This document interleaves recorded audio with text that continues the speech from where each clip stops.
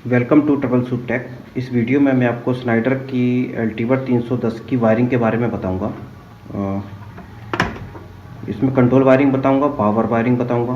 Control wiring में एक एक टर्मिनल के बारे में बताऊंगा, किसमें कैसे क्या कनेक्शन करना है। तो चलिए शुरू करते हैं। तो ये जो मेरे पास मॉडल है ये 400 वोल्ट का है, 400 वोल्ट 3 फेज़, ठीक है। लेकिन यहाँ पर क्या है कि ऑफिस में मैंने यहाँ पर ये ट्रांसफार्मर से सप्लाई आ रही है जो कि 2 वायर हैं। ऐसा नहीं कि आप भी यहाँ पर 2 ही वायर लगाएंगे, आपको यहाँ पर 3 वायर लगाने हैं। मैंने तो टेस्टिंग के लिए यहाँ पर 2 वायर लगा दिए। फिर क्या होगा कि ये प्रॉपर लोड नहीं ले पाएगी वीएफडी। जब हम मोटर पे लगाएंगे ना तो प्रॉपर लोड नहीं ले पाएगी अगर आप 2 वायर लगाते हैं। देखो लॉजिक इसके पीछे क्या है। जो हमारा रेक्टिफायर होता है, ब्रिज रेक्टिफायर, जो एसी से डीसी बनाता है, तो यहाँ पर क्या है, जैसे कि इस टर्मिनल से हमें 5 एम्पियर मिलना है, इससे 5 एम्पियर मिलना है, इससे 5 एम्पियर मिलना है। तो इन दोनों से हमें केवल 5 और 5 10 एम्पियर, केवल 10 एम्पियर मिल पाएगा, इसका 5 एम्पियर नहीं मिलेगा। जबकि मोटर हमारी होगी 17 एम्पियर 18 एम्पियर के आसपास की या 15 एम्पियर के आसपास की। तो मोटर अगर लोड पर चल रही है, नॉर्मल भी चल रही है, जर्क लोड भी आ जाता है कभी कभी, तो क्या होगा कि यहाँ पर जो हमारा रेक्टिफायर सेक्शन होगा आईजीबीटी में वो ख़राब हो जाएगा। कहने का मतलब हमारी आईजीबीटी ख़राब हो जाएगी। तो इस बात का भी ध्यान रखना है हमें। तीनों जो इसके टर्मिनल हैं, तीनों पर L1 L2 L3 RST जो ये टर्मिनल हैं, यहाँ पर RYB जो हमारी इनपुट सप्लाई है 400 वोल्ट की, वो लगानी है, ठीक है। यहाँ पर L1 L2 L3 या RST पर। और फिर दूसरा है पावर वायरिंग में मोटर के टर्मिनल UVW, यहाँ पर मोटर के टर्मिनल लगा देना है, ठीक है। मोटर के स्टार में लगाना, डेल्टा में लगाना, इसमें कुछ नहीं। आप चाहे स्टार में लगा सकते हैं, चाहे डेल्टा में लगा सकते हैं। फुल्ली कंट्रोल वीएफडी करती है, फिर स्टार डेल्टा का कोई लॉजिक नहीं रह जाता। उसके बाद यहाँ पर जो ये है, देखो PA प्लस PB, यहाँ पर हमें लगाना है ब्रेक रजिस्टर। देखो ब्रेक रजिस्टर की ज़रूरत लिफ्ट वगैरह में पड़ती है, लेकिन ब्रेक रजिस्टर अगर आप लगा लेंगे तो ड्राइव लंबी चलेगी, मतलब इसकी एज लंबी हो जाएगी। जैसे कभी इसमें कुछ भी वोल्टेज से रिलेटेड जर्क लोड वगैरह या एक्सीलरेशन डीएक्सीलरेशन में अचानक से लोड कम ज़्यादा हो रहा है, तो वहाँ पर क्या है, जो आपका रेजिस्टेंस लगा हुआ है वो कंट्रोल कर जाएगा। रेजिस्टेंस कुछ भी ज़्यादा महंगा नहीं आता, 300 400 या 1000 1500 ज़्यादा से ज़्यादा, ठीक है। तो आप यहाँ पर ब्रेकिंग रेजिस्टेंस लगा सकते हैं। इसकी वैल्यू देखकर कि ये 10 HP की ड्राइव है तो 10 HP पर यहाँ पर कितना हम ब्रेकिंग रेजिस्टेंस लगाएंगे वो इसके मैनुअल में मिल जाएगा। अब मैं इसकी वायरिंग के बारे में आपको बताता हूँ, कंट्रोल वायरिंग के बारे में, ठीक है। यहाँ पावर वायरिंग हो गई पूरी। पावर वायरिंग में इसमें कितने 3 3 6 8 टर्मिनल थे, मैंने 8 टर्मिनल का बता दिया। अब मैं इसकी कंट्रोल वायरिंग के बारे में बताता हूँ। देखिए सबसे पहले हम शुरू करते हैं, यहाँ पर L0 प्लस L0 माइनस लिखा हुआ है। ये क्या है कि ये सिंक सोर्स के कनेक्शन है। सिंक सोर्स मतलब सिंक में हमें N आ गया सिंक, तो हमें ध्यान रखना है कि N मतलब सिंक मतलब नेगेटिव से चलेगी, सोर्स मतलब कि पॉजिटिव से चलेगी, ठीक है। तो यहाँ पर क्या करेंगे, ये नेगेटिव है L0 माइनस, तो ये हम कॉमन, इसको जब हम कॉमन से कनेक्ट कर देंगे यहाँ पर, और यहाँ से वायर निकालेंगे L1 L2 L3 L4, मतलब इन दोनों को मिलाकर एक वायर जब निकालेंगे तो L1 L2 L3 L4 यहाँ पर से हम ड्राइव को ऑपरेट कर सकते हैं। L1 L2 L3 L4 मतलब फॉरवर्ड रिवर्स या स्टॉप या इंचिंग, ठीक है। इंचिंग मतलब कि वही है जो हमें एक तरीके से चलाना, वो हम कर सकते हैं। और अब हम बात करते हैं सोर्स की। तो ये L0 प्लस है, L0 प्लस को हम 24 वोल्ट, ये जो लिखा हुआ है ना प्लस 24 वोल्ट, यहाँ पर हम कनेक्ट कर देंगे। तो और फिर उसके बाद इन दोनों को मिलाकर जो वायर निकलेगा वो हम L1 L2 L3 L4 हम ड्राइव को फिर उससे चला सकते हैं, ठीक है। यहाँ से ये हमारी ड्राइव रन कमांड लेगी। फ्रिक्वेंसी की कमांड हम यहाँ पर से देंगे। यहाँ पर हम पोर्ट लगाएंगे। ये जो मैं पोर्ट यूज़ कर रहा हूँ ये मेरा 5K का है। आप यहाँ पर 10K भी यूज़ कर सकते हैं, 5K 10K। और जो ये पोर्ट बोला जाता है ये 3 वाट का बोला जाता है, ठीक है ना, 3 वाट का। ये पंकज कंपनी का है, 5 किलो ओम मॉडल R.W3, मतलब ये 3 वाट का है, ठीक है। तो इसमें क्या करेंगे हम, अब मैं इसकी कंट्रोल वायरिंग भी चलिए आपको बताता चलता हूँ।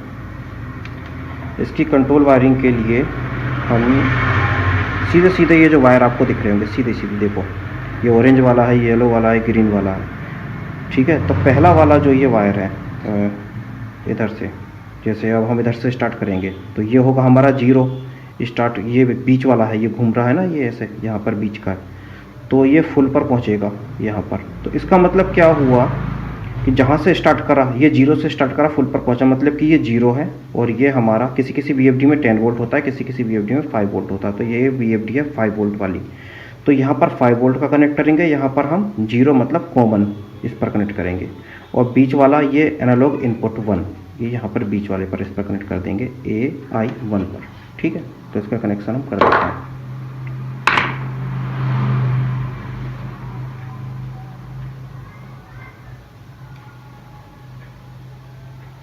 और इस VFD में मैं देखो जो ये स्क्रू ड्राइवर यूज़ कर रहा हूँ, ये तपारिया का 810 नंबर है।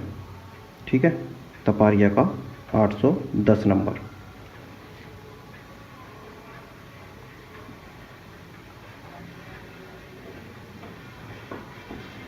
तो ग्रीन वाला हम लगाएंगे कॉमन में।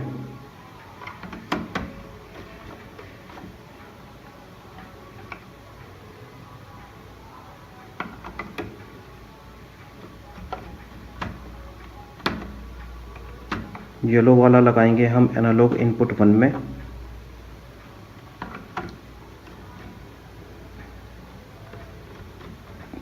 वायरिंग जो है ना, ये सभी ध्यान से देखना है, ऐसा ना हो आप किसी की मशीन पर कुछ फिर गड़बड़ कर दें और उसका लाखों का नुकसान हो जाए।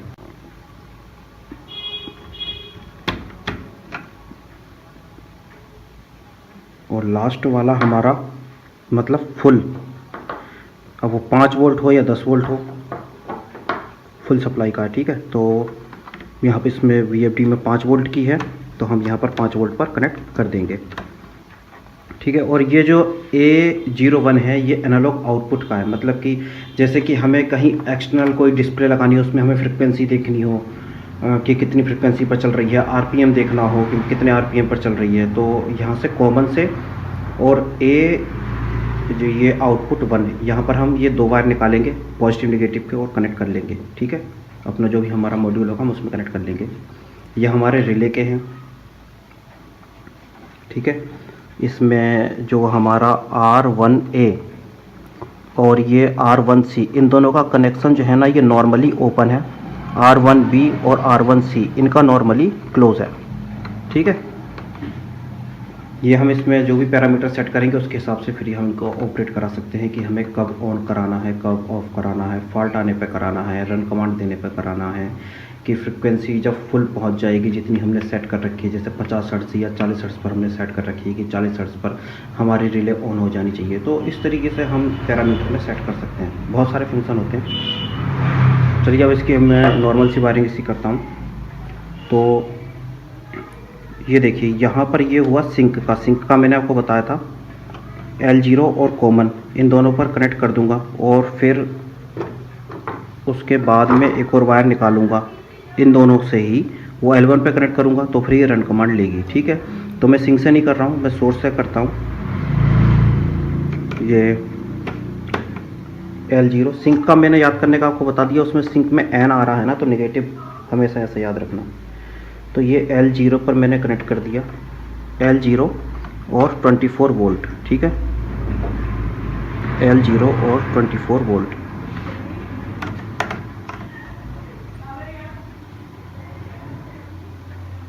इन दोनों को मैंने ये एक साथ कर दिया। ठीक है, यहाँ से मैंने वायर निकाला।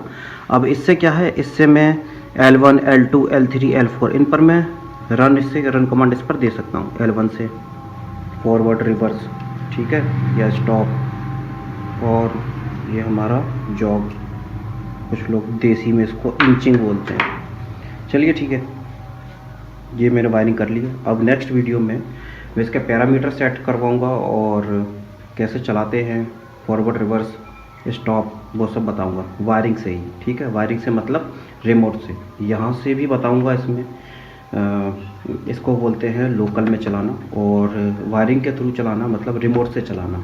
और हम कभी भी जैसे अगर हम इंडस्ट्री में यूज़ कर रहे हैं तो हम लोकल में यहाँ से नहीं चलाएंगे। ठीक है, क्यों नहीं चलाएंगे?